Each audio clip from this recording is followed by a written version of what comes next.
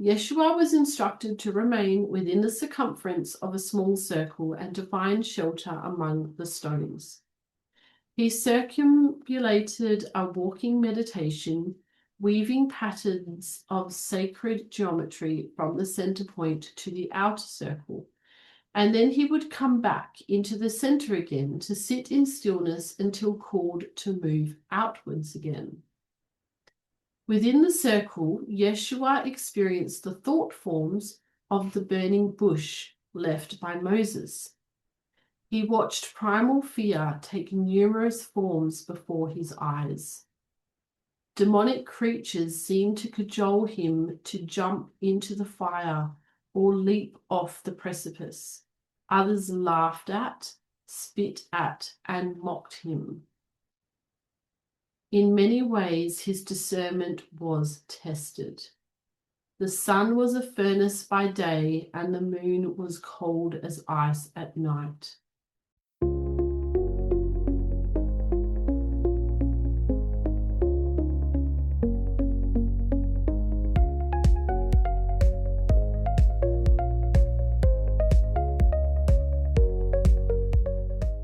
Hi, and welcome back to Empowered Spirit Healing. I really hope you enjoyed the last episode, which was probably one of our most exciting episodes, and it was my favorite episode. I did get a little bit emotional when we were talking about the delivery of Yeshua, because I just really love babies and I think they're so special, and I just really got caught up in the story and just really feeling what they're feeling, and that this is something that they had been waiting for hundreds of years. This was not just a 9-month exciting thing. This is something that Anna especially had put so many years and so much hard work into making this happen, along with the whole community. So this was a really, really big deal, and I guess I got quite caught up in the story. So today we are going to be continuing on with, this is episode 9, and we are continuing on with chapter 20, which is the Visitation of the Magi, also known as the 3 Wise Men. So let's get stuck into it. Although receiving Yeshua into my hands that remarkable day was the fulfillment of the vision I had been given long ago, I did not know exactly how the drama would unfold. Yet I understood from those visions and initiations I had received that the way would be arduous, even perilous.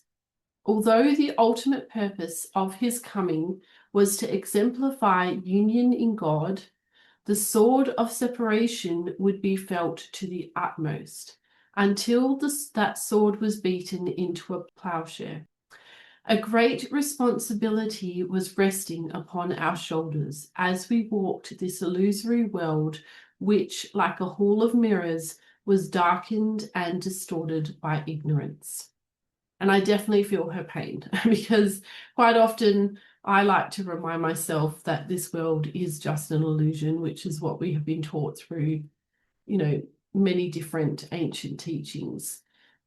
But man, we really feel it. We really are human, having a human experience, and it can be really, really tough sometimes. So I have so much compassion for people out there that are really feeling things and really experiencing things, because it is real while we're experiencing it in this third dimension, in this, on earth, in this world. But it does help sometimes if we can. It's not always easy to do, and sometimes it doesn't feel better, but sometimes it can feel better if we kind of step back and just think, okay, this is all just part of a bigger plan. This is all part of a bigger journey for our soul, because our soul is always the same. It's not changing. It's only that our soul is going on different rides, going into different games, and our body changes, our life story changes, but our soul is always the same. To fulfill the law of Moses, Joseph held the 8-day-old Yeshua, while Luke circumcised him and placed the name Yeshua ben Joseph into the records of the synagogue in Bethlehem.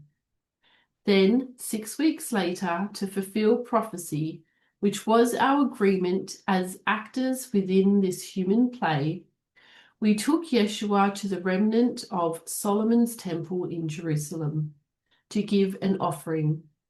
2 turtle doves were offered, as was the custom, though the sacrifice of animals was offensive to us. For this reason, we chose not to sacrifice the little lamb that was Nathanael's offering to Yeshua. Oh, good. I don't want to see a little lamb being sacrificed. And at the same time, we were willing to acknowledge the entrenched Mosaic tradition so as to fulfill all things.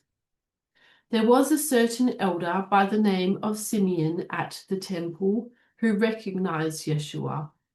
While looking upon Mary Anna with teary eyes and filled with the grace of the Shekinah's presence, the old priest prophesied, "Ye, my daughter, it will be as if a sword has rent the veil over the mount of Sion, and you shall not pass through without that sword also piercing your heart."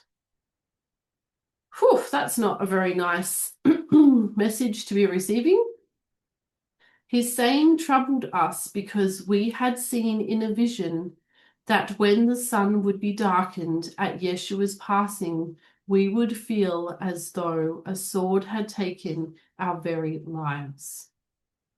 Yeah, I can imagine. Mother, Father God, sustain us through the dark night, my heart cried out. There was also an elderly high priestess known as Anna who stepped forward to hold the infant Yeshua in her arms. She was a seeress who had lived all her life within the cloistered walls of the temple, and although she recognized who Yeshua was, she kept her counsel, except to press her hand upon Mary Anna's heart. And likewise did Mary Anna place a gentle finger upon this elder's heart and brow, acknowledging the wisdom and love of this one who had acted as a surrogate mother as well as a teacher when Mary Anna had come to the temple as part of her preparation. After the ceremony, we gathered at Joseph of Arimathea's elegant home near the temple. He informed us that a group of wise men had come from the Orient with some of their wives. He was told that they had had an audience with King Herod, and according to knowledgeable members of the Sanhedrin, this company of Magi was in search of a child whom they had seen in a vision and whose birth had been predicted in the prophecies of various texts. The Magi were aware of certain prophesied celestial phenomena, including a great planetary conjunction with an unusual zodiacal placement of planets, heralded by the appearance of a comet that had been observed during the previous year. And they were also aware of the presence of a bright new star in the heavens during the past 3 months, which, unlike the other stars, had remained stationary above Judea. They had followed their calculations based on their inner and outer guidance, which they had interpreted as indicating that this child may have already been born in the vicinity of Bethlehem. Now they were desirous of finding him so that they could acknowledge him as the herald of the next millennium. After Herod had consulted his chief priests, magicians, and soothsayers, his paranoia increased when he was informed about the prediction of the prophet Micah, that a ruler would come out of lowly Bethlehem to govern Israel. Therefore, he sent the company of wise men to Bethlehem to find the child and then return to bring him word. This news rested uneasily upon our ears and hearts, for we knew that Yeshua was the child that the Magi and Herod sought. It was common knowledge that Herod was aging and ailing with dementia. He was given to irrational fits of rage, which he attempted to suppress with opium. We shuddered at the obscene debaucheries and homicidal atrocities that Herod had committed against the members of his family, as well as the peoples he governed. We knew that it was wise to be as unattached as possible from the suffering around us. So we worked with our cellular memory, which held patterns of separation and judgment. As we transmuted our fearful emotions, which seemed to be triggered more than usual in Jerusalem. In peaceful Carmel, initiates were required to go into special chambers in order to feel the discordant, fearful energies that seemed to permeate all of Jerusalem. Wow, I just think that's so fascinating how they're talking about working with cellular memory and dealing with these emotions that they're feeling about being separated from everybody else and feeling judged and just all of these emotions. And they're obviously very empathetic people. So they're picking up on all of the emotions of Jerusalem. And yeah, it's just so fascinating to hear how they're dealing with this and how they need to go within to try and heal and clear this. And this is really, really important because in everyday life, when we are out and about with everyday people, if you are a very sensitive soul, if you are a very empathetic person, you are going to be picking up on all of these negative energies and picking up on other people's fears and thoughts, as well as your own as well. But sometimes when you're such a sensitive soul, you don't realize. I've so many times have picked up on other people's energies and not even realized that they weren't mine until later on. And I'm just thinking, hold on, I swear I didn't feel like that before. And now all of a sudden I'm feeling all of this. So it's really important for us to be practicing spiritual protection. And this is something that I do cover in my quantum healing course, which is available on Fusion Body Studio. But just doing general things, like I've got a meditation on my YouTube channel, which is the Pyramid of Light. And I absolutely love that meditation. Dolores Cannon talked about the Pyramid of Light. That's where I got the idea from. So it was inspired, the meditation I created was inspired by Dolores Cannon's work. And you can use this on yourself, on your house, on your pets, on your children, on your partner, on your car. I mean, Dolores Cannon joked that she would put the Pyramid of White Light on her car, and whenever she drove the car, she had no problems with it. And then whenever her children would drive the car, then something would go wrong. So I believe truly that it really does work. And there are so many other things we can do. I have chakra clearing meditations on my channel. I also have an aura clearing meditation that you can do. There's many things that we can do, even just putting up, just saying, angels, please help me put a shield over me to protect me and not let any negative energies or entities come into me, asking Archangel Michael especially for help because he is there to protect us, and there are many other angels that you can call upon. There is many simple things that we can do to protect ourselves. And, I forget because I get up in the morning and I'm busy doing things and I get distracted, and sometimes I forget if I haven't followed my morning routine properly. So it's really, really important that we all do these kinds of things to help protect ourselves so we're not absorbing other people's energies, and also just trying to clear it. It's just spiritual hygiene. Just like we need to brush our teeth and have a shower, we also need to be doing spiritual clearing and cleaning as well. So just, keep that in mind if that resonates with you. I asked my son, Joseph of Arimathea, to send a trusted messenger to find these Magi and bring them to his upper reception room for supper.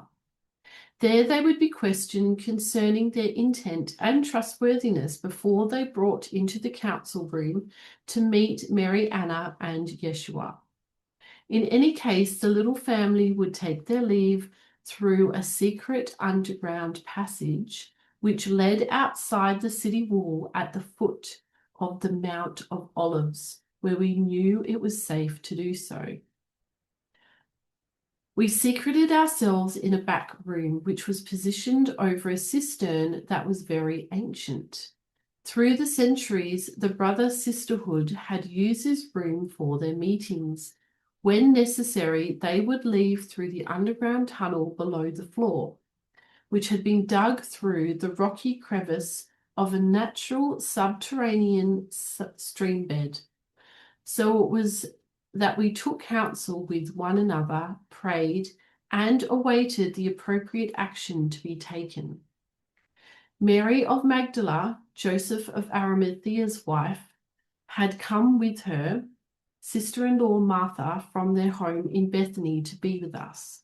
She brought her infant daughter Mary with her so they could feel her presence and give her our blessings. We knew that this child was to play an extraordinary role in the years to come. She would be prepared, even as Yeshua, to fulfill all that was required of her. Arrangements had also been made of Joseph of Arimathea for a number of his younger siblings to gather with us, including Nathan from Cana and an aging Ruth who had come by boat from Ephesus.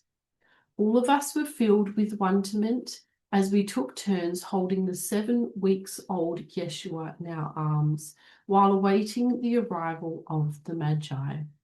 3 days later, the 12 male Magi and their 12 principal wives came forth to Joseph's large upper reception room to sup and be questioned.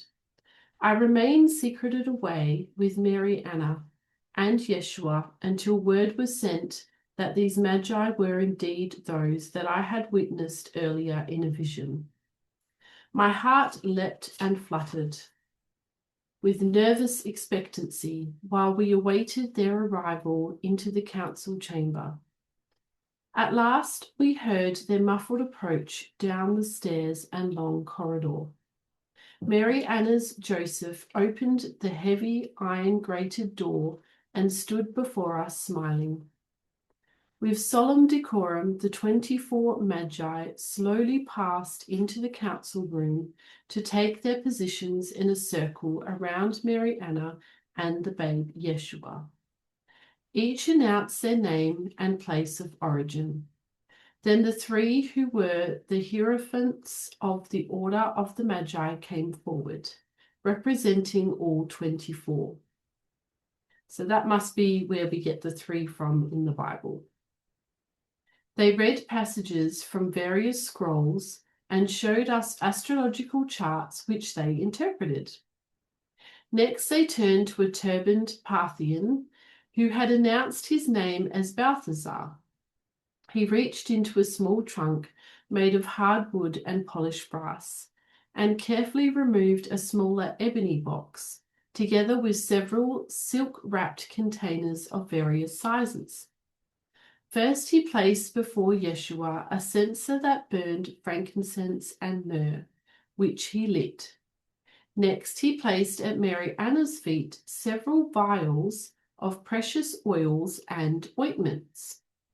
Balthazar brought forth a robe of purple silk embroidered with gold and iridescent rainbow-coloured fibres. This robe was indeed fit for a king. It was small, made for a child. Finally, Balthazar opened the small ebony box and removed a broad beaded collar of lapis and gold, which had belonged to the Egyptian pharaoh Akhenaten. Beneath it was a minat, the ceremonial necklace of Hathor, which represented the union of male and female principles. This too was reported to have belonged to the household of Akhenaten's mother. These treasured items were tokens to assist Yeshua to realize that he was born of the royal bloodlines of King David and Pharaoh Akhenaten. In this way, Yeshua was acknowledged by these great beings who understood that before them was the Anointed One whose star they had followed. Wow, there were some really, really special gifts, especially coming from Akhenaten and Akhenaten's mother. Wow.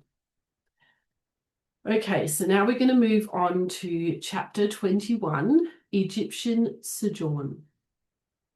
With concern for Yeshua and other innocent babes, we took counsel with one another. After carefully considering all aspects of the situation, we agreed upon a radical change of plans. The angel Gabriel had appeared to Mary Anna's Joseph in a lucid dream and had advised him not to return to Mount Carmel. Instead, Joseph was counseled to take Mary Anna and their child directly to Egypt and to remain there indefinitely until he received guidance that it was safe to return. Well, this was never mentioned in the Bible. We reviewed the records and shared our memories. We realized that it was to fulfill prophecy that, like Moses, a Messiah would come out of Egypt unto the peoples of Israel to call them out of the wilderness. Joseph of Arimathea called a trusted friend and messenger to go to that very night to the households of those who were of the brother sisterhood. The word was given to make certain preparations of supplies, horses, and wagons, as was Joseph's custom when he went abroad with his boats. Others were told to go to Bethlehem to warn Elizabeth to take John to Martha's home in Bethany until the danger had passed. Those Essene brethren and families who still remained in Bethlehem after the census were encouraged to make their way back to their homes. The word spread among the households of Jerusalem and Bethlehem that it would be well to safeguard their children. Preparations were quickly made for the departure of Joseph, Mary Anna, and Yeshua to Egypt. Under the cover of darkness, Joseph of Arimathea and his servants escorted them to the port of Joppa. There a boat was quickly loaded with the necessary supplies and crew for the journey to Alexandria. In order to avoid arousing suspicions, Joseph returned to Jerusalem, and I returned to Carmel. The Magi then returned to Herod and reported that since they had not found the child in Bethlehem, they would continue to follow the new star to the southwest. It had been indicated in their dreams that such a one as they were looking for might be found among the desert peoples. Consequently, the Magi took their leave of Judea and made their way southwest to the Sinai and Egypt. Soon thereafter, the infant Yeshua went with his parents to the bustling city of Alexandria. They were introduced to those members of the Brother Sisterhood of Light who facilitate safe passage and refuge for anyone requiring it. Still taking precautions, the little family secretly made their way to Heliopolis. When Yeshua was less than a year old, they took up residence with Isaac and Tabitha in Tabitha's parents' home in a nearby village. For the next 7 years, my beloved grandson was surrounded by a host of adoring aunts and uncles who were with him during his most formative years. In the summer of 2 BC, Mary Anna gave birth to fraternal twins, James and Jude. Another male child, Joseph the younger, sometimes called Joseph, was born the following year. In addition to his 3 brother playmates, there were his light-conceived cousins Sarah, the daughter of Isaac and Tabitha, and Miriam, the daughter of Rebekah and Simeon. Yeshua also came to know numerous distant cousins who lived in Alexandria, Heliopolis, and Thebes, most of whom were descendants of my daughter Ariana. Because we kept careful genealogical records, it was possible for Yeshua to meet many of his relatives over the 8 years that he lived in Egypt. Among Yeshua's cousins, the one he loved the most was Rebekah's daughter Miriam, who had moved to Egypt with her parents when she was 1 year old. Miriam conveniently lived nearby at his Aunt Miriam's spacious home. But Sarah had moved to southern Gaul with her parents when she was 3, so there was not an opportunity to really become acquainted with his dark-skinned cousin. Outwardly, Miriam was beautiful and graceful, yet reserved.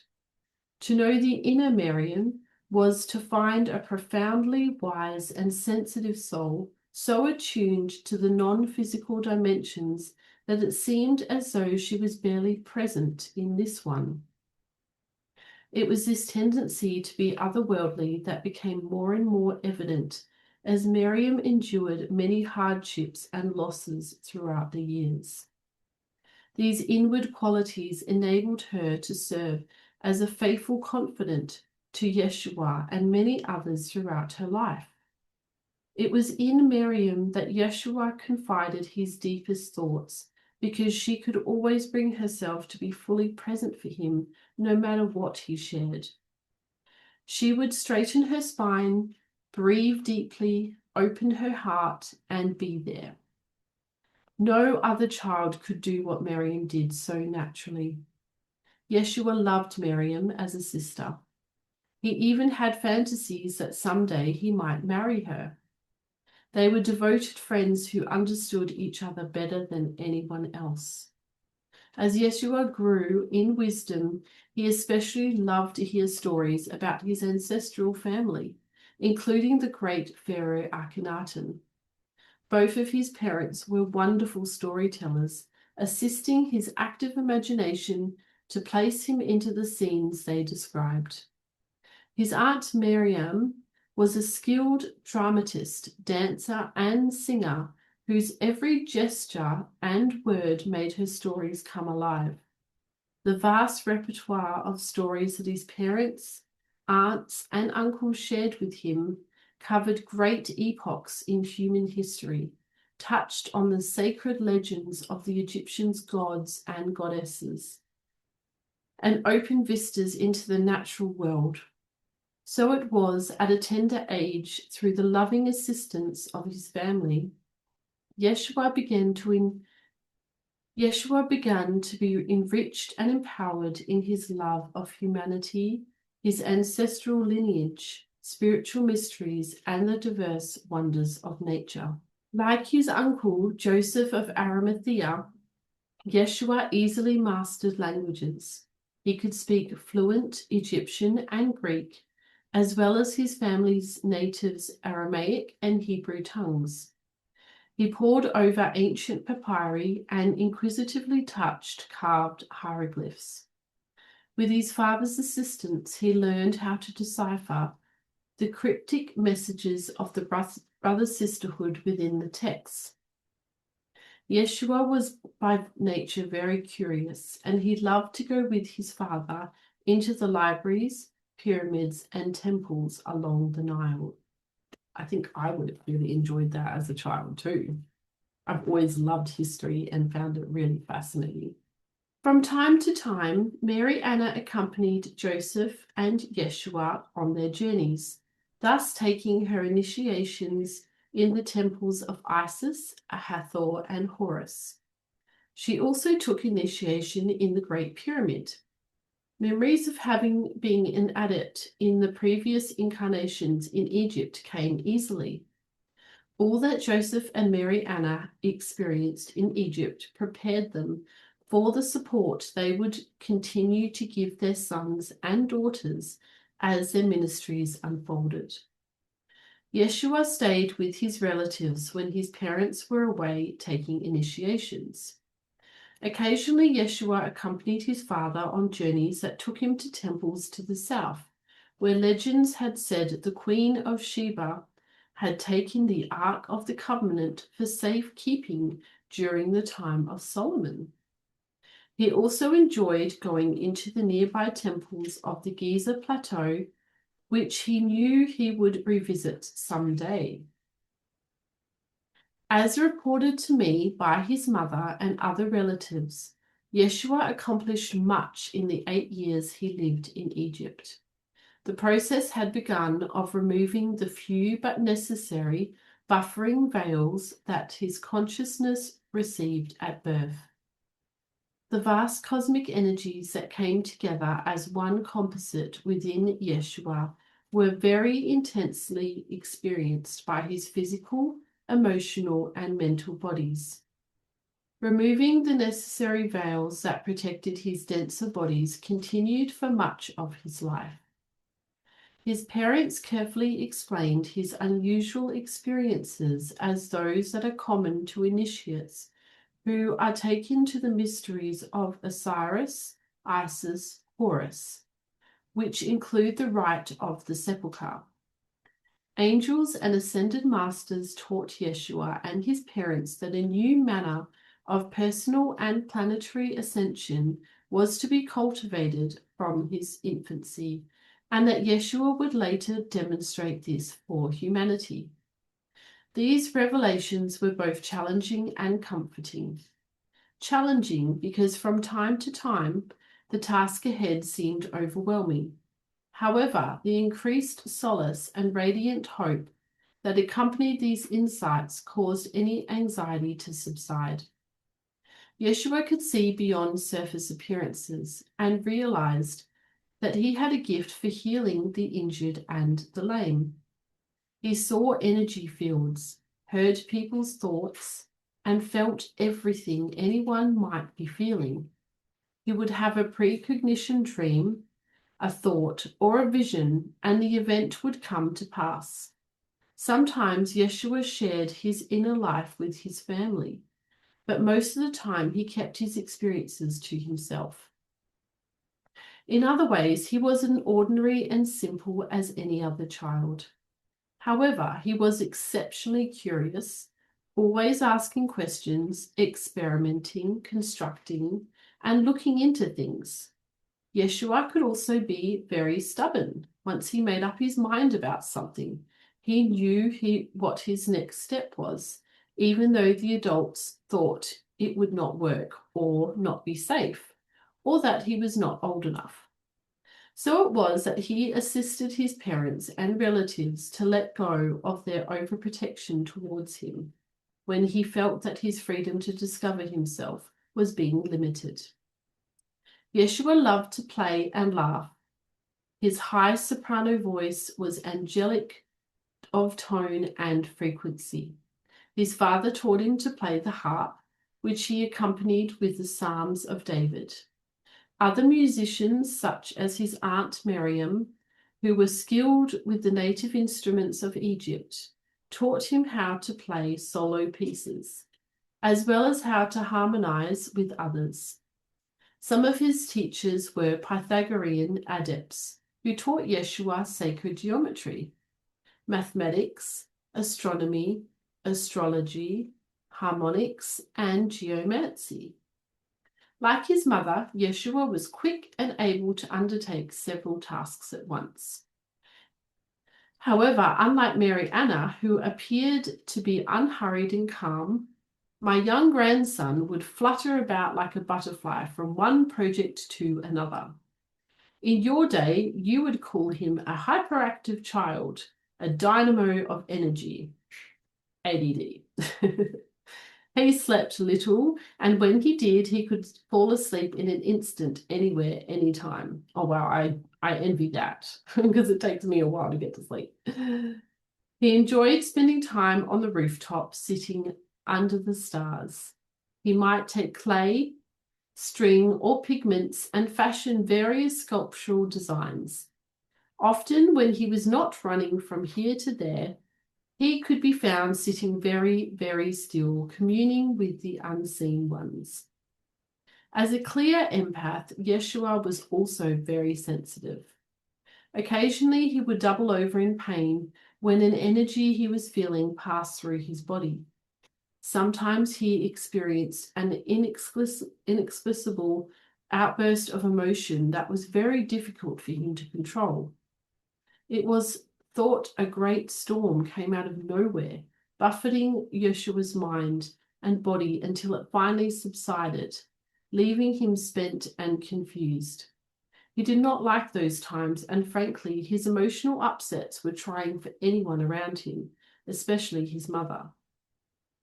It was difficult for those who were near him from day to day to understand the extremes Yeshua demonstrated. How to assist this child to temper his emotional body was a challenge for his parents as well as for Yeshua. His heart's desire was to be like his parents, who always seemed to be unruffled. He desired that no one be harmed or adversely affected by his unpredictable emotional tempests as they came and went. By Yeshua's 7th year, his body was long and lean. He was almost as tall as his mother, and he loved to look straight ahead into her eyes, place his hands on her shoulders or chin, and with deep feeling or light-hearted mirth call her my beautiful little mother. Aww. He was always respectful of his mother, even though his emotional storms would express in a way that was disturbing to Mary Anna. She taught him to breathe while allowing the energies to pass through his body, not speaking, not just feeling them moving in and around him. She explained to him that what he was feeling was the pain of the world that was caused when love was not acknowledged by humanity. This pain she also understood, although she experienced it differently from her son. For Mary Anna, it moved upon her as an abysmal grief. With Yeshua, it was as if all the elements found expression. I do understand Mary Anna because I sometimes feel that grief, and sometimes it can turn into depression too, which is hard to deal with. His family often wondered how this child was to master himself. The road ahead seemed rocky indeed. Finally, his father, setting the example of the master high alchemist, assigned him the task of embracing and transmuting every expression of energy without judgment. When the tempests of fiery rage, heavy depression, terrifying thoughts, and oceans of sadness found a home in Yeshua's mind, emotion, and body, he often sought the comfort and solitude of a nearby cave.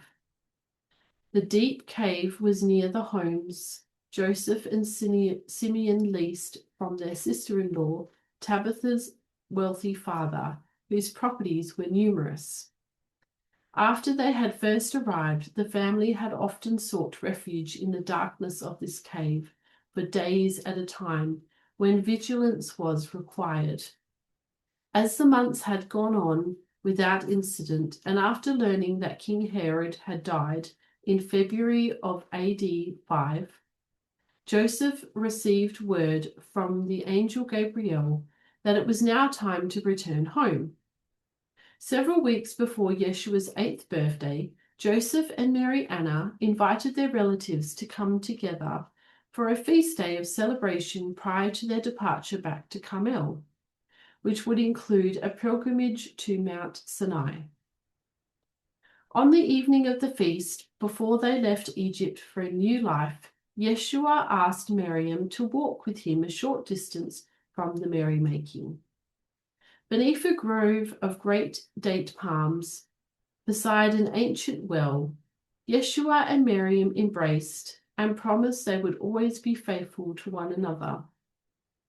Miriam gave Yeshua a necklace that she had made of colored glass and alabaster beads, shells, and small pieces of lapis. Yeshua gave Miriam a sheaf of papyrus upon which he had written psalms that had come from deep within his heart. These gave expression to his love for the one God, his love for all life's bountiful wonder, and his love for her. So they vowed allegiance to one another and to the divine plan, however it would play out or wherever it would take them. Yeshua kissed Miriam's tear-stained cheeks, squeezed her hands, and led her reluctantly back to the music and dancing. Having exchanged their heart-filled gifts and playfully dipped fruit and flatbread into their bowls of date paste and honey, Laughing, they tenderly placed their dripping fingers and sweet offerings into one another's mouths. 2 days later, Joseph, a pregnant Mary Anna, Yeshua, James, Jude, and Joseph the younger left Heliopolis together with Simeon, Rebecca, Miriam, and several other adult cousins. Faithful assistants joined them in a caravan of camels, donkeys, and ox carts. They began their pilgrimage trek to Mount Sinai by following the same path Moses had taken with the Israelites across the desert to Etham. They journeyed south to the narrow strip of land that was bordered by the Red Sea on the west and by a rugged range of mountains on the east. This wilderness range culminated in the towering escarpments of Mount Sinai, where Moses received the 10 Commandments and many higher spiritual teachings. So that is the end of chapter 21. Now we're going to read chapter 22, Rite of Passage on Mount Sinai.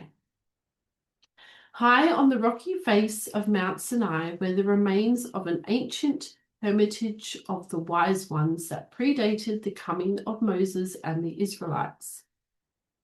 A group of Essenes were the caretakers and guardians of this sacred site and powerful energy vortex. It was here that the ancients had taken initiation into the mysteries during previous rises of civilization, long before the exodus of the Israelites from Egypt. And it was here that their physical bodies had been interred at the time of their transitions. There were also secret caves and crypts that were used for regenerative purposes and high alchemy. This most ancient reserve of wisdom was kept secret and hidden. When Yeshua arrived, it was still being used by the Essenes as a repository of records and catacombs.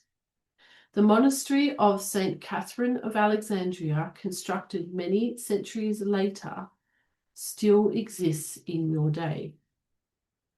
When Yeshua arrived at Mount Sinai with his family just a few days before his 8th birthday, they were invited to climb up the steep ascent to those pinnacle places where Moses had brought initiates long ago, around 1300 BC. The sweeping panorama was breathtaking, and the realization that this was the site of Moses and his sister Miriam's great visions was awe-inspiring. It was to be here that Yeshua would experience his first rite of passage. Shortly after his 8th birthday, Yeshua was taken into one of the caves that had been carved to form a large temple cavern. Here he was inducted as a probationary initiate into the Essene order of Melchizedek, which was patterned after the higher priesthood administered by Moses and Miriam. After Joseph had taken vows of secrecy and oaths of allegiance, he vouched for his son's qualifications, even though Yeshua was only 8, and this initiation was ordinary for boys who were 12 or older.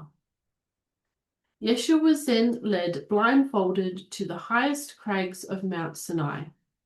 There he was left alone without food or water for 4 days and nights. This was the first of Yeshua's initiations, which took him through the rigors of governing his flesh and passions. Whew, that seems quite harsh for an 8-year-old, but from what I understand, the way that initiations were done, and probably are still done today, are not exactly pleasant. And I feel for him, growing up, I feel like he would have had to grow up very, very quickly. I mean, even having that little embrace with his cousin Miriam at only 8 years old, and they're exchanging gifts and promising to devote themselves to each other. I mean, that comes from a lot of maturity for 8-year-olds. I mean, yeah, my daughter's only like a year and a bit off from being 8, and I don't know about that. Okay, so while he had experienced much preparation as a young boy in Egypt, now it was time to pass from childhood into the responsibilities of adulthood and to begin his life's destiny as an Essene covenanter. You would call this rite of passage a vision quest. Yeshua was instructed to remain within the circumference of a small circle and to find shelter among the stones. He circumambulated a walking meditation, weaving patterns of sacred geometry from the center point to the outer circle, and then he would come back into the center again to sit in stillness until called to move outwards again. Within the circle, Yeshua experienced the thought forms of the burning bush left by Moses. He watched primal fear take numerous forms before his eyes. Demonic creatures seemed to cajole him to jump into the fire or leap off the precipice. Others laughed at, spit at, and mocked him. In many ways, his discernment was tested. The sun was a furnace by day, and the moon was cold as ice at night. Shivering at night, Yeshua called upon Ra, the power of the sun within his belly, to warm and comfort him. Faint-headed during the scorching heat of the day, he imagined himself within a cool, moonlit green oasis of his childhood. Wow, that is really intense. Thus he passed the 4 days communing with every creature and elemental energy that introduced itself. Great eagles, hawks, falcons, and vultures called to him as they spiraled overhead. Ants and flies crawled upon and occasionally stung his body. Serpents and scorpions approached his body and slithered on. In this way were his patience and awareness tested, as he realized that the least of God's creatures were also the one God with as much a purpose and right to live as he had. Yeshua understood that the serpents represented the life force energy of the embryo goddess that lay coiled at the base of his spine. He remembered the teachings of Thoth, Serapis Bey, and other great ones. He contemplated the Uraeus symbol of the cobra goddess, Buto, who spreads her mantle at the time of enlightenment. She was often depicted at the initiate's third eye, her crowned head covered with the feathered wings of Nekbet, the vulture goddess. Yeshua called forth the anointing light as he remembered stories of the Binu bird or phoenix, when the initiate's old identity is left behind as if burned to ashes. The phoenix takes flight when the fiery serpent of energy appears to take wing and spirals up the spine. Yeshua thirsted for enlightenment's anointing nectars and imagined them being poured into a cup that rests upon the altar within the inner sanctum of his skull. He hungered for the fulfillment of the initiate's flight into the realms of union with the one God. Identifying with Horus's ascending consciousness, he imagined himself depicted as the winged sun disk, pushed forward by a scarab beetle, Ki Peri Ra, through the gate of the sun. So it was that my beloved grandson remembered and rehearsed the stories of Osiris, Isis, Set, Nephthys, Horus, and Hathor during his hours upon Mount Sinai. In this way he found eternal peace and satisfied his soul's hunger and thirst. It was Yeshua's courage and love of God expressing in him and in all forms that enabled him to pass this test. Angels stood around him, even though there were times when their presence could not be felt. But the last day, Yeshua had opened his heart and crown sufficiently to behold his body below him, his soul taking flight into the cosmos wherever he willed it to go. My grandson began to understand how it was that his father and mother could appear to him even though he knew they were in the monastery far below. There were also times when he could hear his parents speaking to him, even though they were not physically present. Now that he knew how to astral travel and to bilocate his consciousness, he determined to test his ability by taking his car body or etheric double to the tent of his father and mother. He was delighted to find them supping upon a mid-afternoon respite of goat cheese and dried fruit. When they saw him, they beckoned him to eat. So he did, amazed that his very hungry physical body could feel the nourishment coming through the ethers. This revelation brought Yeshua great strength and comfort, which later helped him meet the more arduous initiations of mastery that was still ahead of him along the path of his life. When the 4 days of his initiation were finished, Joseph and Simeon came for him. Yeshua's physical condition was weak, but he felt a victory of spirit that made the long, perilous trek down Mount Sinai at night easier than when he had passed his way blindfolded 4 days earlier. The glow of the rising sun rose to greet him in triumphant celebration. When at last he caught sight of his mother, he ran headlong into her outstretched arms, causing both of them to fall to the ground. Laughing and crying at once, Mary Anna took her son into her lap.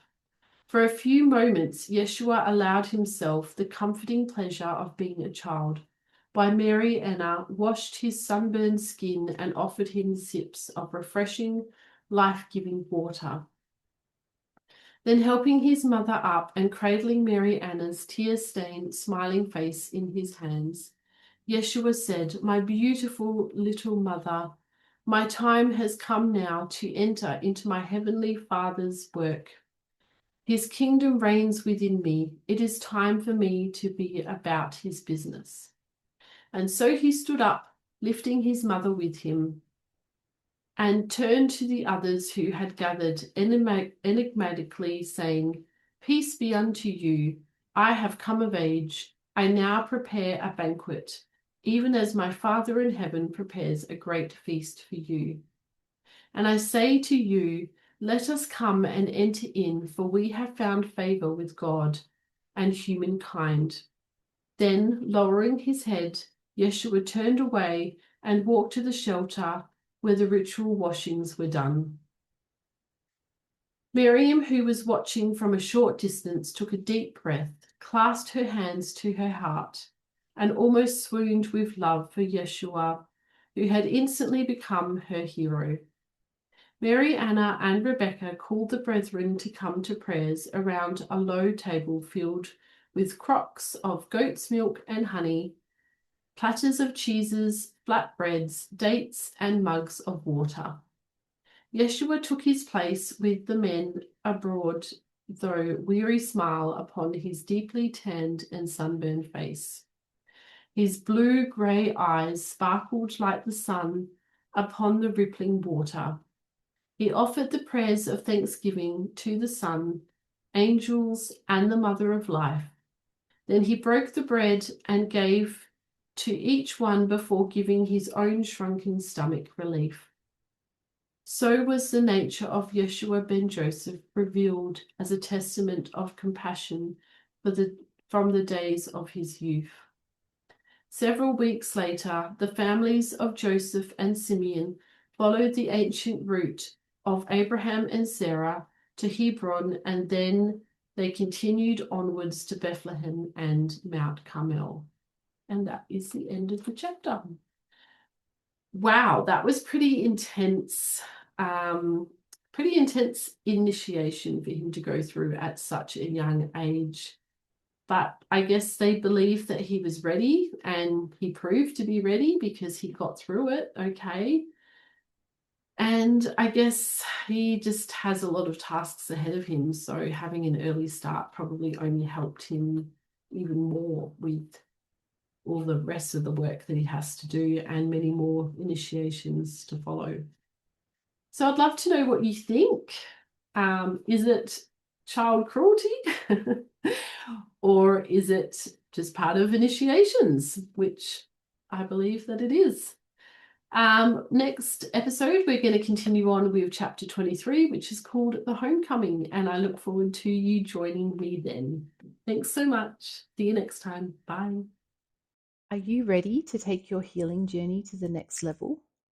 At Fusion Body Studio, we believe that spirituality starts in the body, and that exercise is the foundation of true spiritual growth and healing. We take the ancient spiritual teachings of the East and we fuse them with modern day movement classes so you can experience strength, balance, and transformation, all from the comfort of your own home. Right now, you can get access to a growing library of exercise classes, post-workout meditations, hypnotic recordings, and spiritual workshops. Everything you need to support your body, mind, and spirit. You can start your 7-day free trial today and enjoy 20% off your first 6 months with the code PAULA20 in capital letters. It's time to transform your body and empower your life with Fusion Body Studio, your online fitness boutique.